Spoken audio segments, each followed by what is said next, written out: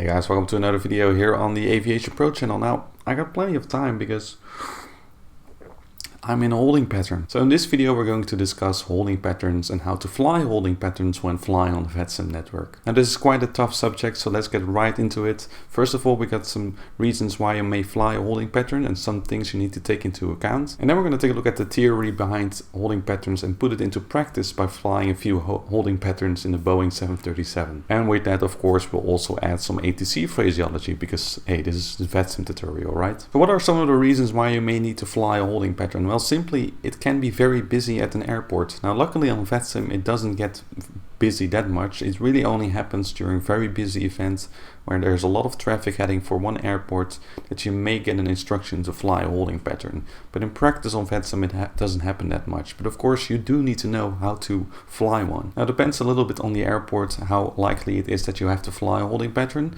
But you can imagine an airport like Innsbruck, where the approach is quite narrow and has to be enough separation between traffic. There's an increasing chance of having to fly in holding pattern. So keep it in mind that it's not just the level of busyness that might increase the chance of flying a holding pattern. It also depends on the type of the airport. Now, when you're planning your flight, you have to take into account that you need to take with you some hold fuel. And this depends on several factors, of course, like how busy is it going to be at the airport? Is there an event? Is there bad weather around the airport? Because bad weather is another factor that you have to take into account, because you might need to hold in order to wait for the bad weather to pass. And in general, when there's bad weather at an airport, it's usually more busy because simply not enough aircraft can fly on the approach to the arrival runway. So usually a flight planner like SimBrief or BFBX come with some function to enter some hold fuel. So you have to base this kind of on your experience. If you see that's an across the pond event, with lots of traffic to one airport, make sure you take at least an hour or maybe 1.5 hours of holding fuel with you. Or if you're flying my flight like I did a few days ago to Innsbruck, and there was not a lot of traffic but clear skies, I still took a little bit of holding fuel with me because of the characteristics of the airport. And it's very good that I did that, because I actually had to hold in order for another airplane in front of me to go into the approach in the first place. So with these things in mind, let's take a look at the theory and the practice of holding patterns. Alright, so let's take a look at some of the basics behind a holding pattern. Now, first of all, it's important to understand at what points you can actually perform a holding pattern. Now, actually you can perform a holding pattern anywhere, but most commonly are VOR stations, NDBs, or regular waypoints that you will find along airways. So let's just take a look at holding patterns by building this up step by step. Now, as you can see, we have a map right here, which is orientated north, and right here we have a VOR station. Now, this VOR station may contain a holding pattern, which will look something like this. As you can see, it's kind of a racetrack where aircraft are just flying around in circles at particular altitudes, and as aircraft are leaving the holding pattern, another aircraft may enter and descend in the holding pattern in order to cope with the amount of traffic that's going into the airport. Now, by default, holding patterns will have a right turn. So you'll fly inbound to the VOR station in this case, or any other waypoint, and then you continue with a right turn, fly outbound, and then another right turn in order to turn back to the inbound course to the waypoint, or in this case, the VOR station. Now, each and every segment of the holding pattern has a different name, so let's take a look. First of all, we have the inbound leg. Now, since this map is orientated north, this inbound leg in this case is heading 270. So we're flying inbound to this VOR station on a track of 270 degrees, as you can see. Now, depending on your altitude, you have to fly this leg for a certain amount of time. If you're below 14,000 feet, it should be 1 minute, and above 14,000 feet, it should be 1.5 minutes. But keep in mind that ATC might give you different instructions, and also the charts might contain different amount of minutes that you have to fly the inbound leg. The next step is the fix end. So after you've passed the fix, in this case the VOR station, you're going to fly the turn. Now, you want to perform the turn in about 1 minute, and you can do so by following the turn with a turn of 3 degrees per second, or if you're flying an airliner, if you set it to 25 degrees of bank, you should approximate 1 minute in this turn. The next part is called the outbound leg. So we had the inbound to the VOR and now outbound. In this case, of course, we would be heading 090 because we flew 270 inbound, made a 180 degree turn, and now we're flying heading 090.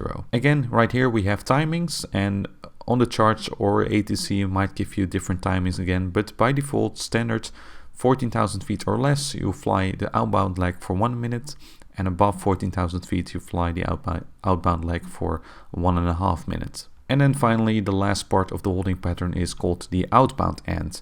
Again, the same type of turn as with the fixed end, but now you're heading back towards the inbound course that you're tracking towards the VOR station. So now you should have a pretty good idea of what holding patterns look like. Now let's take a look at what the different intercept courses are and how you should deal with this. Now, as you can see right here, we again have the VOR station. So if we see a holding pattern like this on the chart, which most charts are orientated north, the inbound course towards this VOR station would be 270 as shown before, which means that you're flying on the 090 degree radial from the VOR. As you know, radials are always from the VOR station. So for example, if you have a different holding pattern like this one, as you can see, this is a little bit tilted. So in this case, the racetrack is a different direction. So the radial 060 from this VOR, which makes the inbound course to this VOR, again 180 plus 60 right here, makes the inbound course 240 degrees, right? Pretty simple, right? So the inbound leg in this case is 240 degrees, and then you make a 180 degree turn, and then you guessed it, the outbound leg is 060 degrees. So always keep in mind and take a look at the VOR stations or the waypoints to know what kind of direction you're flying. For example, you may get an instruction like hold at Pampas on radial 060. So let's say this VOR is the Pampas VOR. Now, if you get this instruction, it means that you have to fly the inbound course on a 060 degree radial. But in that case, your inbound course will be 240, and then you turn heading 060, and then you turn again to intercept the 060 degree radial from the VOR station to continue the holding pattern. All right. Now with waypoints, this is a little bit different because waypoints don't really have radials. So in this case, you might get an instruction, for example, if this is the waypoint called Larax, you may get an instruction like hold at Larax, inbound track 130 degrees, lag time 2 minutes. Okay, so in this case, ATC gives you a very specific instruction, which means that the inbound track to the waypoint should be 130 degrees, and then no specific instructions were given regarding the turn, so we're just going to fly a right turn. But the lag time, as you can see, should be 2 minutes. So in this case, 130 inbound, then the outbound lag should be 130 plus 180 degrees, 310. So always try to visualize the holding pattern from the map perspective. That really helps, gives you a good idea of what heading you're going to be flying along the holding pattern. Okay, so we'll go back to our standard holding pattern right here. Now you may wonder, what if I fly from here? How on earth am I going to make that very sharp turn? And maybe I'm flying from this direction. If I need to fly the right turns on this holding pattern, how on earth am I going to make this very sharp turn in order to join that track? Well, luckily, there's a solution to that, and let's take a look at that solution. Now, if you look at the holding pattern from the map perspective, you can kind of see that the entries towards the holding pattern can be divided in different sectors. And this is based off the inbound track or the radial from the waypoint you're flying the holding pattern. So in this case, it's just the 270 degrees. And as you can see, we have different sectors. So we have here this sector right here, and this sector, and this sector, and this sector. 4 sectors in total. And they're divided by a sector of 70 degrees, 110 degrees, 70 degrees, and 110 degrees. Now, in order to determine the boundaries of these sectors, we have to do a little bit of calculation, and it's really not that hard. As you can see, the inbound track to the VOR of this holding pattern is 270 degrees. So if we take this sector right here, it's between 270 and 270 minus 70, heading 200, as you can see right here. So this is between 200 and 270 inbound course.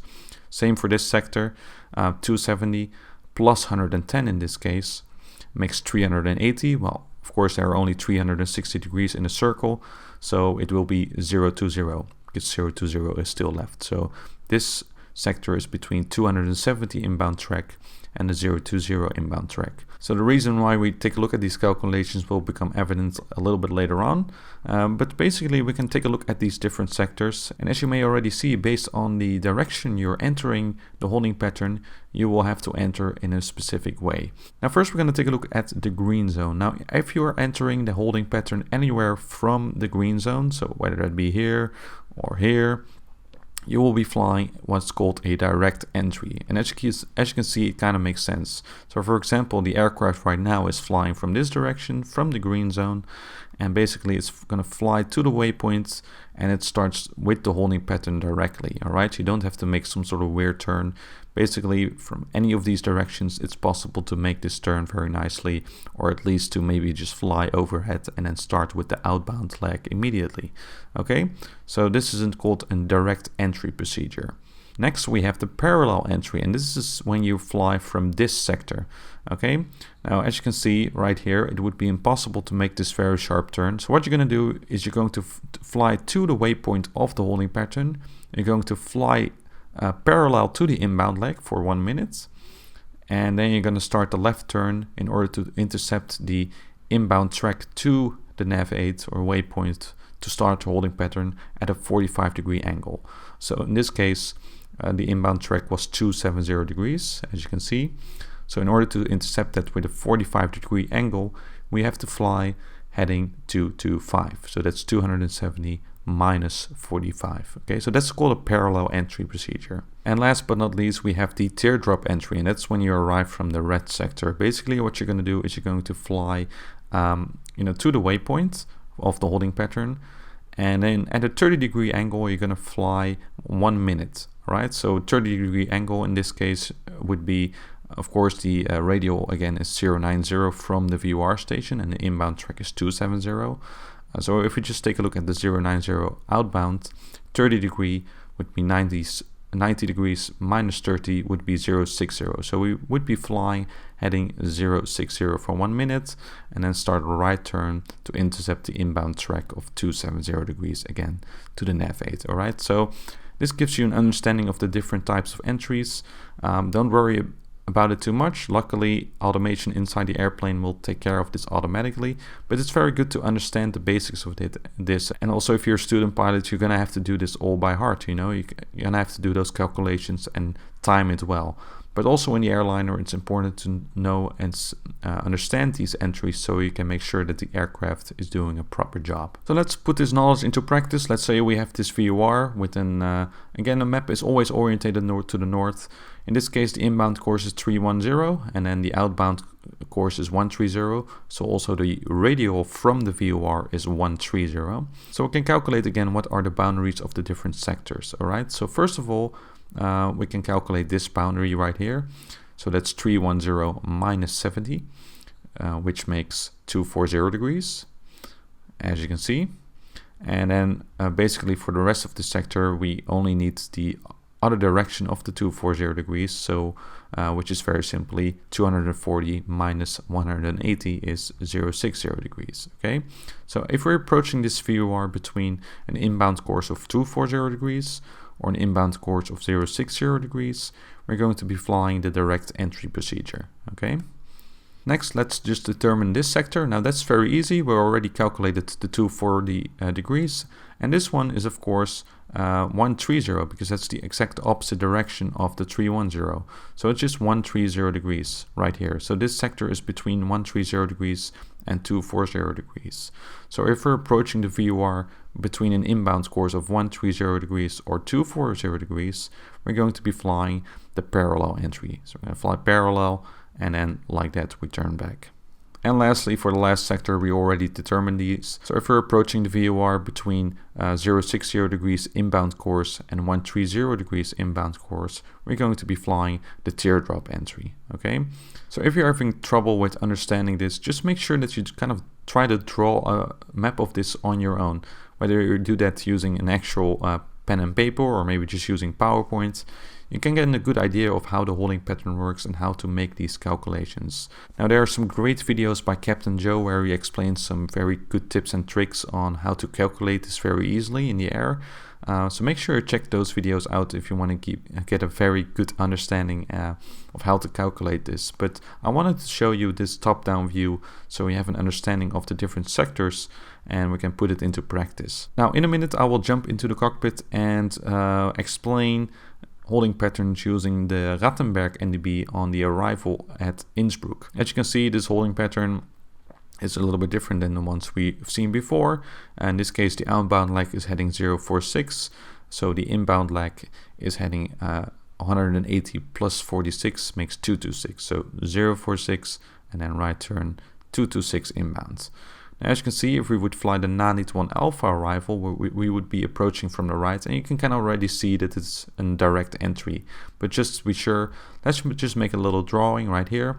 As you can see, we would be arriving from 275 degrees, and we can determine the boundaries of this sector. So that's 226 minus 70 is 156 right here. And then the exact opposite of 156 is 156 plus 180 is 336. So if we're flying anywhere between 156 and 336 inbound course, we should be okay. And that's indeed the case. So we're flying inbound from 275, so we can fly a direct entry. Now, as you can see in this example of the same NDB where we would approach from the other side, for example by flying via the Brno to Alpha arrival right here, we're approaching the Rattenberg NDB from a totally different direction, and it's kind of unclear, do we execute a parallel approach right here, or do we actually execute the teardrop? Right, so again, just put this into perspective, create a map view of yourself, maybe make a drawing. In this case, it looks like this. So we already determined that this is going to be 156, and the exact opposite of 226, 180, or 226 minus 180 is 046. But we're approaching from 058, so what are we going to be flying? That's right, we're going to be flying the parallel entry, okay?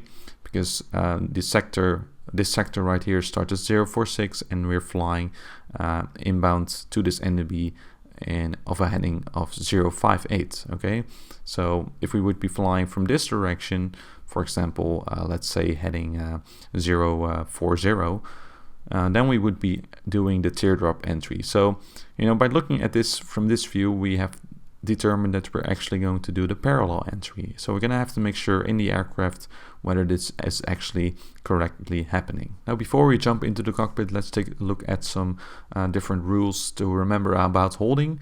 Now if there's no specific instructions given, so for example if ATC just tells you to hold at a specific waypoint, you will just have to hold as published as stated on the chart, and or using the standard speed and time limit. So again, below 14,000 feet, the lag time is going to be 1 minute. Above 14,000 feet, it's going to be 1.5 minutes. Here are the different speed restrictions. As you can see, below 14,000, max 230 knots. Between 14,000 and 20,000 feet, 240 knots. Between 20,000 and 34,000 feet, maximum speed 265 knots. And above 34,000 feet, max speed Mach 0.83. And last but not least, standard right turn unless otherwise specified. Yes, there are left turns holding patterns out there, so keep it in mind. And make sure you keep in mind the different types of entries, so depending on which direction you're entering the holding pattern, you know where you're going. Alright guys, so welcome into the cockpit of the Boeing 737. Now I'm using this aircraft as an example, and I'm flying inbound the Nadis waypoint as shown in the theory section of this video at Innsbruck. Now make sure that you know for your aircraft how to fly a holding pattern. It's very important that you just study the documentation and practice offline first. It will only make your life on VATSIM easier. Now just for demonstration purposes, I'm now maintaining flight level 150. I'm flying direct to the Nadis waypoint, as you can see right here, and soon we'll be entering the inbound course to the Rattenberg NDB as shown in the theory section. So let's just assume that ATC wants us to fly the holding pattern over Rattenberg. We're not going to make it complicated, we're just going to fly the default holding procedure. And if you see a holding procedure on the chart, you can expect that you have to fly the default holding procedure. But if you have to fly a holding pattern over a waypoint, a random waypoint, it could be, then ATC might give you more detailed instructions. But for now, we're just going to assume that normal instructions, and it will sound something like this. Sky Travel 248, cleared Nadis 1 Alpha arrival, maintain flight level 150, hold at Rattenberg. Cleared Nanit 1 Alpha arrival, maintain flight level 150, hold at Rattenberg, SkyTravel 248. Now as you can see, that's just a clearance for a star, an arrival as you can see, and the air traffic controller instructions to hold at Rattenberg, and that's the NDB that we discussed. So now you have to go into your flight management system and program that. So I'm just going to show you this in the Boeing 737 again. If you fly other Boeings, this should be pretty familiar. Basically you want to go to the hold page. Now there's already a hold in this page because that's part of the go around procedure. As you can see on the legs page, if you go all the way to the end, the go around procedure ends at a holding pattern at the same NDB. So don't confuse that. Make sure you accurately and correctly insert the hold as according to your instruction. So we're gonna click next hold, and we're gonna hold here at the Rattenberg NDB. Okay, so I'm just gonna click that, and then right here you can enter that here in the scratch pad. Alright, so now you have the hold in here. Now you have to make sure that all the information is correct. By default, not all information will be correct. So there's a lot of information right here that you all have to check. So first of all, the fix Rattenberg NDB is correct. Then the quad and the radial tells you something about the direction and the area in relation to the waypoints where we're going to be holding. But most interesting for us is the inbound course and the direction of the turn. Now, again, if you look on the chart, we can see that the inbound course is 226 as we discussed earlier. So we're going to enter 226 right here, and it's going to be right turn because it's a standard holding pattern, right? And the lag time, as you can see, it says 1 minute, but we're flying at flight level 150, so we're going to make that 1.5 minutes, like that, 1.5, and that's basically all the information that you have to enter, and just hit execute, okay? So we now have the right inbound course 226. As you can see, the radial is also now 046, as you can see on the chart. And basically we're flying northeast of the waypoint. That's where the safe area of the holding pattern is, and that's where we're going to stay with it. So let's make sure we check this route. As you can see, we have Nanit, and then we're going to fly to Rattenberg and hold at the Rattenberg, okay? And that's perfectly fine. We're going to maintain flight level 150 for now.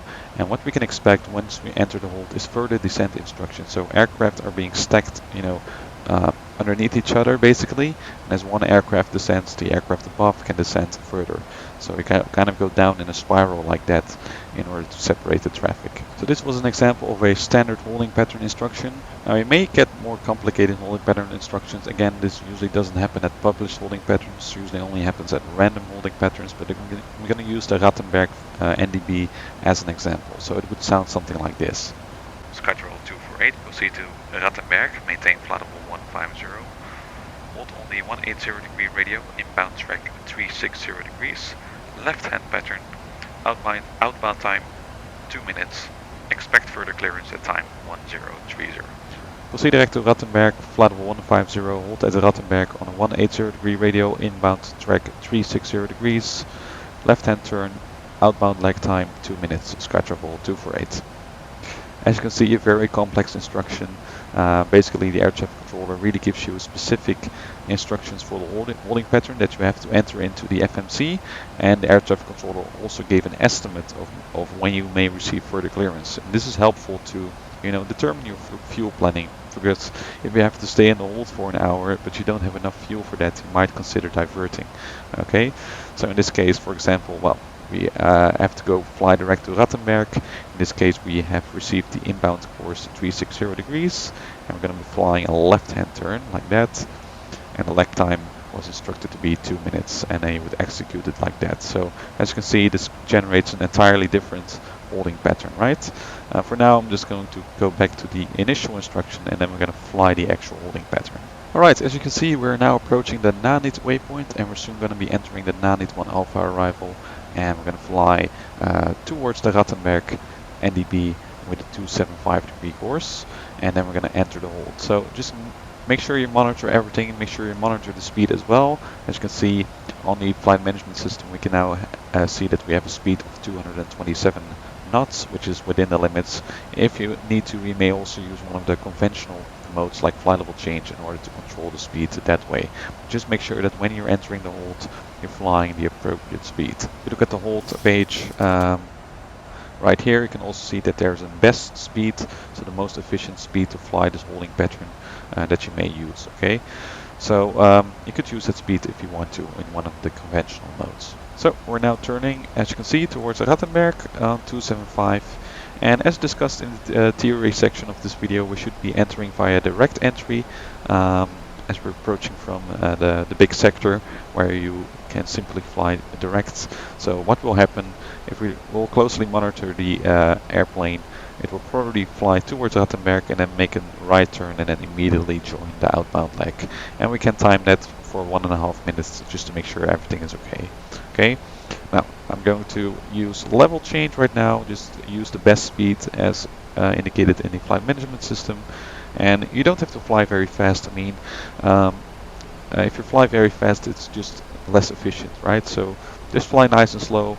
And the minimum clean speed would actually be perfect. So the speed just above the flaps setting, where you would put the flaps to 1, so you can just fly nice and slowly without burning too much fuel. Alright, there we go. As you can see, the aircraft joins the holding pattern. It's starting the right turn. As you can see, it draws a new circle. Basically, based on your speed, it will try to draw the holding pattern as accurately as possible.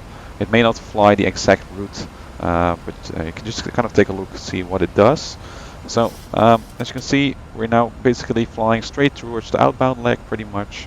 It's going to start a right turn. And I'm just going to set the heading to the outbound leg, the heading of the outbound leg, so 046. And once we reach 046, we could start the timer and see if it kind of performs properly. As you can see, it will do it all automatically. You don't have to worry about it that much, but just make sure that you keep monitoring what's happening. Okay, that's the best thing that you can do. And the aircraft will now level off, or get the wings leveled 046. Now we're pretty much on the outbound leg, so we can start the timer if you want, and you can monitor whether the timings are correct as according to what you put into the flight management system. Alright, as you can see, the aircraft is now starting the next turn. You see the outbound leg may be a little bit shorter because of course the aircraft also calculates the wind corrections, and also because we had the direct entry, we kind of skipped the first part of the outbound leg. So I'm just going to turn the heading again towards the inbound course right now, which is 226. And basically you just have to keep flying this holding pattern until ATC gives you further instructions. The one benefit of flying on a holding pattern though is that you get to enjoy the beautiful views outside, especially in a region like this. So actually holding is not very bad here at Innsbruck. And Skytravel 248, descent flight level 115. Descent flight level 115, Skytravel 248. Okay, so as you can see, we've received a new instruction, flight level 115. There we go. Switch to level change, and we might want to go back to the holding pattern page right now. As you can see, the aircraft is kind of struggling to keep up with the exact holding pattern structure, but that's okay as long as you establish a nice inbound course again to the NDP. In this case, it will be fine. And since we're now flying below flight level 140, we may want to change the lag time now to 1 minute to be exactly correct. So I'll now execute that, and we're just going to fly another holding pattern until we receive, hopefully, further clearance. When ATC gives you further instructions, they may tell you to exit the hold, or maybe just proceed direct to a waypoint. If you need to exit the hold really via the FMC, you can do that. By, for example, going here to the hold page again and then exit hold, and basically what it will do is just will finish its procedure, and then once you reach Rattenberg, in this case, it will just finish there. But ATC may also tell you something like this. And Skytravel 248, descend 9,500 feet on QNH 1018, proceed direct to Rattenberg, clear the localizer Romeo approach runway 26. Descend 9,500 feet, proceed direct to Rattenberg, cleared the localizer Romeo approach runway 26, Skytravel 248. Okay, so got a lot of instructions right there, and basically we can now direct to Rattenberg, or in this case we could also maybe better exit the hold. So we're going to exit hold, execute. Exit is now armed, as you can see, so basically we're now going to fly towards Rattenberg, and then once we pass Rattenberg, basically the aircraft will exit automatically. So as you can see, we're now directing to the Rattenberg NDB again, and we're just going to continue. So if you monitor the hold page, you could maybe see that. exit is now armed, it will just continue to follow the LNAV profile if you have LNAV engaged in this case. So let's take a look, and we've been cleared for the approach, the localizer Romeo approach to runway 26 at Innsbruck. So basically you can now continue your own navigation and fly the approach as necessary. As you can see, exit is now completed, and we're continuing with the LNAV as route as described on the legs page. Alright, I'll just show you one more example as discussed in the theory section as well for a different entry procedure. In this case we should be flying a parallel entry because we're going to be flying the Breno to Alpha arrival, and as discussed this should be a parallel entry. So let's see how the aircraft performs that, and let's add some ATC phraseology. And SkyTravel 248 cleared Breno to Alpha arrival, maintain flight level 140, hold at Rattenberg, expect further clearance at 1100. Cleared Breno to Alpha arrival, maintain flight level 140, hold at Rattenberg, SkyTravel 248. So as you can see again, we have an holding instruction, we're cleared for the Breno to Alpha arrival. We're going to maintain flight level 140, and in this case the air traffic controller also gave us some more instructions regarding when we can expect to continue our localizer Romeo approach into Innsbruck. So again, same procedure, I'm going to enter and hold, and this is again the go around hold that we don't want to use. We want to use this one, Rattenberg NDB. There we go. Enter it. We're going to be flying with a 226 inbound and a right turn. And the lag time in this case, since we're at flight level 140, we can leave that at 1 minute. Okay, execute. Let's take a look at some of the information. We see that the best speed to fly this is 209 knots. And if we go back to the legs page, you can see that indeed the VNAV system will try to maintain 209 knots at Rattenberg. So let's just see what happens. We're now going to start the turn to start the arrival, and once we're at Rattenberg we'll see how the aircraft performs the parallel entry. Okay, as you can see we're approaching the Rattenberg NDB again. In this case we're approaching with the inbound track of 058, and we'll just see what the aircraft does. It may not always accurately fly the entry procedure as you may expect. So to keep that in mind, but basically as long as you stay within the safe region, so in this case as you can see in the FMC, the northeast sector in relation to the NDB, then you should be fine, as long as it doesn't make some sort of weird right turn in order to try to enter the holding pattern, right? So we'll just monitor what happens right now. Again 058, we're approaching the NDB right now, and let's see what it does. If it's going to fly parallel like it should, then we should be flying heading 046 for 1 minute, and then we're gonna turn left in order to intercept it from this direction. There we go, left turn. Let's just start a timer for fun. Well, looks like it's going to indeed fly parallel to the inbound leg, so that's going fine so far. There we go, left turn has started, and if you look on the chart, again the inbound course is 226, so if we want to intercept with a 45-degree angle, we should be flying about 181, so 226 minus 45 is 181 on the heading.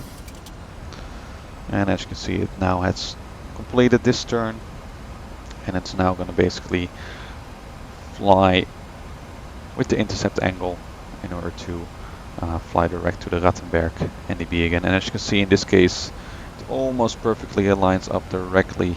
The 181 degrees almost perfectly aligns directly with the Rattenberg NDB. And it is now caught up with the NDB, and now it's going to continue the right turn.